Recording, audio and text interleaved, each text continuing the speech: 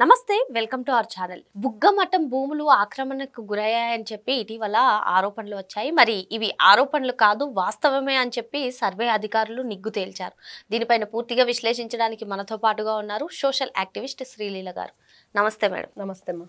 బుగ్గమఠం భూములు పెద్దిరెడ్డి రామచంద్రారెడ్డి ఆక్రమించారు అని చెప్పి పలు ఆరోపణలు వచ్చాయి. మరి సర్వే అధికారులు సర్వే చేయడానికి 2-3 సార్లు వెళ్ళినా సరే అక్కడ పెద్దిరెడ్డి అనుచరులు అడ్డుకోవడం ద్వారా వాళ్ళు తిరిగి వచ్చేసిన దాఖలాలు కూడా ఉన్నాయి. మరి మొత్తానికి ఇటీవల పోలీసుల బందోబస్తుతో వాళ్ళు వెళ్ళి సర్వే చేసి ఇప్పుడు నిగ్గు తేల్చారు. మొత్తానికి బుగ్గమఠం భూముల ఆక్రమణ అయింది, వాస్తవమే అని. ఇప్పుడు ఏం చెప్తారు? పెద్దిరెడ్డి రామచంద్రారెడ్డి మనం చూసాం, ఆయన వ్యవసాయ క్షేత్రానికి గెస్ట్ హౌస్ కట్టుకుని వెళ్ళడానికి రోడ్డు నిర్మించడం, ఆ రోడ్డు నిర్మాణంలోనే ఈ బుగ్గమఠం భూములు ఉన్నాయని కూడా వాళ్ళు చెప్తున్నారు. ఏమంటారు, మీరేమంటారు? పెద్దిరెడ్డి రామచంద్రారెడ్డి ఇతని గురించి చెప్పుకోవాలంటే అసలు అటు నియోజకవర్గంలో ఎన్ని విధాలుగా వీళ్ళ రౌడీయిజం కొనసాగింది, ఎన్ని విధాలుగా ప్రజలను ఇబ్బందులు గురి చేశారు, అక్రమంగా కబ్జాలు చేయటం, రిజిస్ట్రేషన్లు చేయటం మనం చూసాం. పెద్దిరెడ్డి రామచంద్రారెడ్డి అనుచరుడైన మాధవరెడ్డిని ఏ విధంగా వీళ్ళు అరెస్ట్ చేయాల్సి వచ్చిందంటే ఒక సినిమా పక్కీలో అంటాం, ఆ విధంగా అతను అండర్ గ్రౌండ్కి వెళ్ళిపోవటం, కనిపించకుండా ఫైళ్ళు దగనం ఏదైతే ఉందో మదనపల్లి సబ్ కలెక్టర్ ఆఫీసులో ఫైల్స్ ఎవరు దగ్ధం చేశారు అనే దాంట్లో కీలక ఆధారాలు అన్నీ కూడా పెద్దిరెడ్డి అనుచరుడైన మాధవరెడ్డి దగ్గరే ఉన్నాయని. మరి అతను అరెస్ట్ చేయడానికి ఏ విధంగా వెళ్ళారంటే అక్కడున్న ఒక కళ్యాణ మండపం రెంట్కి కావాలని వెళ్ళి ఆ విధంగా అతను బయటికి తీసుకొచ్చి అరెస్ట్ చేయడం జరిగింది. మరి అతని ఇంటిని సోదా చేసినప్పుడు ఏం జరిగిందంటే 509 రెవెన్యూ డిపార్ట్మెంట్కి సంబంధించిన ఫైల్స్.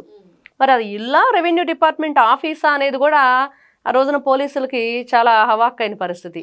మరి అదేవిధంగా ఇతను ఎవరైతే మాధవరెడ్డి అనే వ్యక్తి ఉన్నాడో పెద్దిరెడ్డి పిఏ అయిన తుకారం అనే వ్యక్తికి దాదాపుగా 331 సార్లు ఫోన్లు చేశాడు. ఎందుకు చేశావు ఫోన్లు, ఏం మాట్లాడుకున్నారు, ఏం జరిగింది అని పోలీసులు ప్రశ్నిస్తే మాధవరెడ్డి ఒక్క మాట కూడా మాట్లాడని పరిస్థితి. మరి ఈ విధంగా వీళ్ళు కబ్జాలు చేసింది నిజమేనని తేలిన తర్వాత కూడా అక్కడ ఉన్న స్థానికులు కూడా ఎన్నో విధాలుగా కంప్లైంట్ చేసిన వైనం. మరి ఆ విధంగా కంప్లైంట్ చేస్తే ఎక్కడా కూడా ఎవరు కూడా ఆ కంప్లైంట్ తీసుకొని పరిస్థితి. రెవెన్యూ డిపార్ట్మెంట్ వాళ్ళని కూడా బెదిరించడం వీళ్ళంతా పెద్దిరెడ్డి అనుచరులు. మరి ఆ విధంగా కొనసాగిన ఏదైతే మనం ఇప్పుడు చెప్పుకుంటున్నాం, ఒక దైవం అనుకున్నట్లుగా మనం ఏదైతే ఆశ్రమాలు మఠాలు ఉంటాయో ఆ విధంగా ఈ ప్రశాంత వాతావరణం గడుపుతూ ఏదైతే మనం చెప్పుకుంటామో భగవంతునికి సంబంధించి ఆరాధన ఈ కార్యక్రమాలన్నీ చేసుకునేది బుగ్గమఠానికి సంబంధించి ఆ ప్లేస్కి సంబంధించి దేవుడి భూమి కూడా వీళ్ళు లాక్కున్నారు.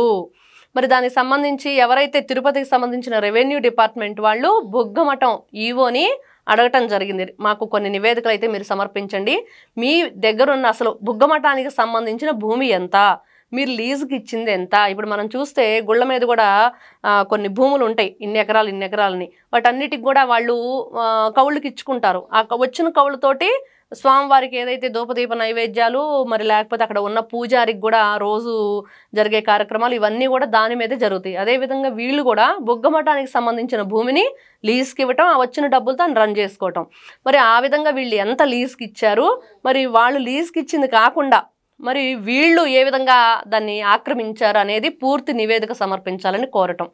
వీళ్ళు ఇంకా సమర్పిస్తే ఇంకా పూర్తి వివరాలు మనకు బయట తెలిసిపోద్ది, వీళ్ళు దాని మీద కేసు ఫైల్ చేయడానికి అవుతుంది.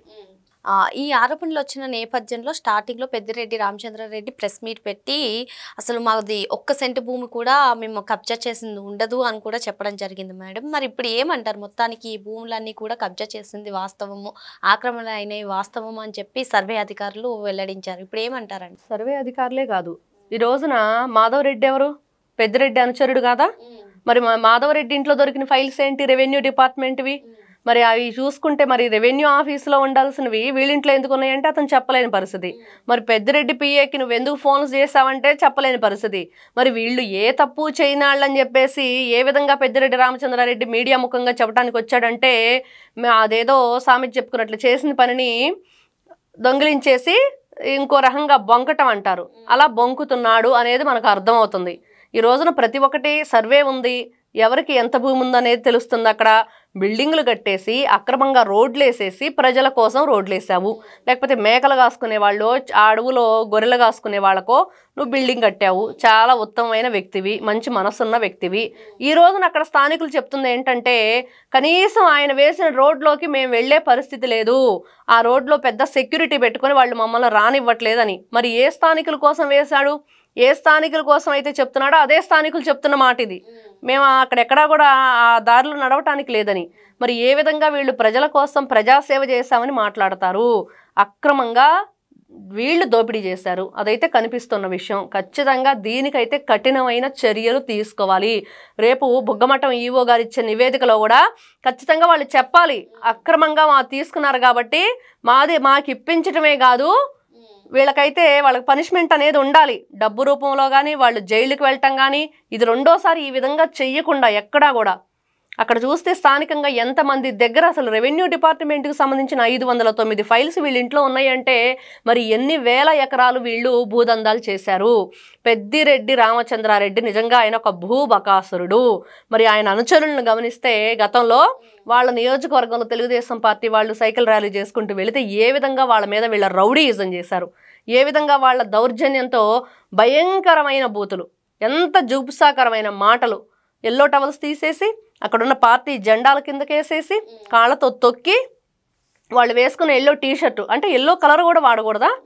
వాళ్ళు శ్రీకాకుళం నుంచి కుప్పం వరకు వెళ్ళటానికి వాళ్ళు ఒక యాత్ర అయితే పెట్టుకున్నారు. మరి ఎక్కడా లేని ప్రాబ్లం ఈ నియోజకవర్గంలోనే ఎందుకు వచ్చిందంటే పెద్దిరెడ్డి రామచంద్రారెడ్డి అనుచరుడు ఎంత దుర్మార్గంగా ప్రవర్తించాడు. ఒక అచ్చోసిన ఆంబోతుల ఆ రోజున అతను చెప్పుకోవాలంటే చాలా కిరాతకంగా ప్రవర్తించాడు. వీళ్ళందరి మీద కూడా కేసులు పెట్టడమే కాదు, రెండోసారి ఇట్లాంటి పనులు చేయకుండా కఠినమైన చర్యలు తీసుకోవాలని ఈ రోజున అక్కడ స్థానిక ప్రజలందరూ కోరుకుంటున్నారు. మరి ఎవరైతే అక్రమాలకు దౌర్జన్యాలకు ఈ భూ దోపిడీలకు పాల్పడ్డారో వారిపైన కఠిన చర్యలు తీసుకోవాలని చెప్పి మేడం చెప్తున్నారు. Thank you madam. నమస్తే.